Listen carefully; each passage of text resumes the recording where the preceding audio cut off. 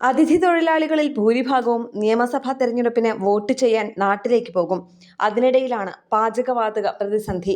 ചുരുങ്ങിയത് സിലിണ്ടറിന് 4000 രൂപ വേണം. ഈ കൊള്ളവിലയ്ക്ക് ഇത് വാങ്ങിയാൽ എങ്ങനെയാണ് കച്ചവടം മുതലാവുക? ഇനി ഹോട്ടൽ പൂട്ടിയിടാമെന്ന് വെച്ചാൽ ബാങ്ക് വായ്പ ആരടയ്ക്കും?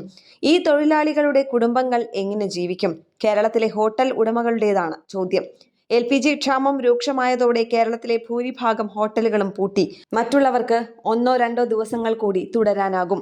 അത് കഴിഞ്ഞാൽ ലക്ഷങ്ങൾ പണിയെടുക്കുന്ന ഒരു തൊഴിൽ മേഖല പൂർണ്ണമായും സ്തംഭിക്കും.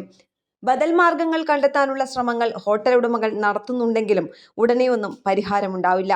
പ്രതിസന്ധി മുതലെടുത്ത സ്വകാര്യ കമ്പനികൾ കൊള്ളവിലയാണ് ഗ്യാസ് സിലിണ്ടറുകൾക്ക് ഈടാക്കുന്നത്. ഈ മാസത്തിന്റെ തുടക്കത്തിൽ 1500 രൂപയായിരുന്ന 17 കിലോയുടെ സിലിണ്ടറിന് നിലവിൽ 3500 രൂപ കടന്നു. ഇത്രയും പണം കൊടുത്ത് സിലിണ്ടർ വാങ്ങിയാൽ എങ്ങനെയാണ് നഷ്ടമില്ലാതെ ഹോട്ടൽ നടത്തുന്നത് എന്ന് ഹോട്ടൽ ഉടമകൾ ചോദിക്കുന്നു. രാജ്യത്ത് പാചകവാതകത്തിന് ക്ഷാമമുണ്ടെങ്കിൽ സ്വകാര്യ കമ്പനികൾക്ക് സിലിണ്ടർ ലഭിക്കുന്നത് എങ്ങനെയെന്നും ഇവർ സംശയമുന്നയിക്കുന്നു. നിലവിലെ പ്രതിസന്ധിക്ക് പരിഹാരം കാണണമെന്നാവശ്യപ്പെട്ട് Kerala hotel and restaurant association ഭാരവാഹികൾ മുഖ്യമന്ത്രി പിണറായി വിജയനുമായി കൂടിക്കാഴ്ച നടത്തിയിരുന്നു. സംസ്ഥാനത്ത് തിരഞ്ഞെടുപ്പ് പെരുമാറ്റച്ചട്ടം നിലവിലുള്ളതിനാൽ വിഷയത്തിൽ ഇടപെടുന്നതിൽ പരിമിതികളുണ്ടെന്നാണ് മുഖ്യമന്ത്രി നൽകിയ മറുപടി. വിഷയത്തിൽ നടപടി സ്വീകരിക്കുന്നതിനായി ചീഫ് സെക്രട്ടറിയെ ചുമതലപ്പെടുത്തിയിട്ടുണ്ട്.